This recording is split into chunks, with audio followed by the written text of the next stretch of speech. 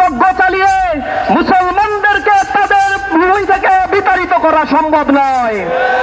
অচিরেই তোমাদেরকে এই ভূমি ছাড়তে হবে। আমরা দেখেছি নিকৃষ্টভাবে ঈদের দিন, পবিত্র দিনে তারা বোমা হামলা করে শত শত মানুষকে তারা শহীদ করেছে। আমরা এর তীব্র নিন্দা এবং প্রতিবাদ জানাই। আমরা বলতে চাই, ইসরায়েল কোন রাষ্ট্র নয়। It's no more any state, it's a terrorist community. They are committing genocide, ethnic cleansing. We strongly condemn about this thing, ethnic cleansing.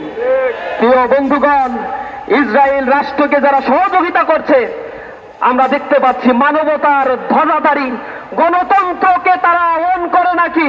সেই ইউনাইটেড স্টেট অফ আমেরিকা, সেই ডোনাল্ড ট্রাম্প, এই বদমাইশ যখন ক্ষমতায় আসীন হয়েছে, এরপরেই নিরীহ এই মানুষদের উপরে আরো বেশি চুক্তি লঙ্ঘন করে এই জায়নিজমরা তারা হামলা করে চলছে। তারা ডেমোক্রেসির কথা বলে, গণতন্ত্রের কথা বলে, পৃথিবীর মুসলিম উম্মাহকে তারা আন্দেশ করার জন্য চক্রান্ত করছে। আমরা বলছি, তোমরা এহেন কর্মকাণ্ড থেকে বিরত যদি না হও, আমরা মুসলিম সারা পৃথিবীতে প্রায় 200 কোটি মুসলমানের সমুচিত জবাব দেব ইনশাআল্লাহ। ইসরায়েলের পণ্য, আমেরিকার পণ্যগুলো আমাদের বয়কট করতে হবে। তাদের প্যারালাল পণ্যগুলোকে আমাদের কেমন করে ব্যবহার করতে হবে। আমরা আমেরিকা অথবা যারা রয়েছে এই জায়নিজমের সহযোদ্ধা, সহযোগী, বিশেষ করে ইউরোপীয় ইউনিয়নের দেশগুলো, ওআইসির সদস্য এবং মুসলিম লীগের যারা, মুসলিম উম্মাহের যারা প্রতিনিধিত্ব করে, বা আমরা জানি যে মুসলিম দেশগুলো রয়েছে, তারা আজ নিশ্চুপ হয়ে আছে। হামাসের প্রতিষ্ঠাতা তিনি বলেছিলেন, আমরা ছোটবেলায় জানতাম যে শুধুমাত্র মধ্যে এই পৃথিবীর এই জায়গাটিতে, মধ্যপ্রাচ্যের মধ্যে গাজাই শুধু অনিরাপদ রয়েছে, গাজাই শুধু অন্যের দখলে রয়েছে।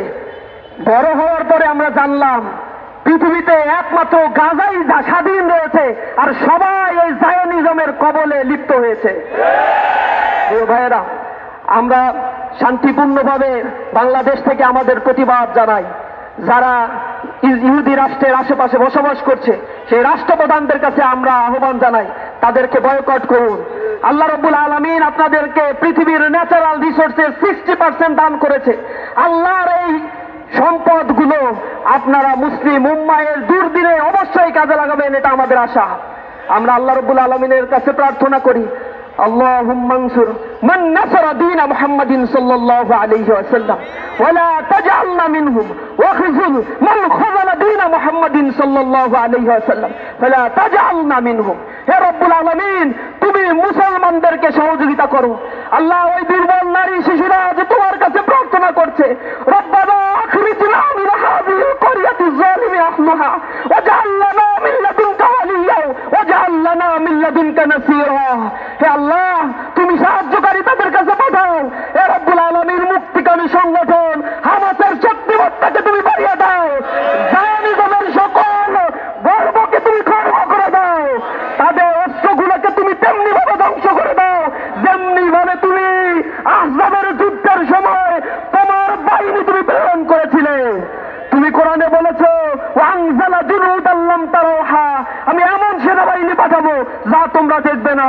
রব্বুল আলামিন, মুসলমানদের সহযোগিতার জন্য আল্লাহ রব্বুল আলামিন তুমি আবার তোমার সেই বাহিনীকে প্রেরণ করো।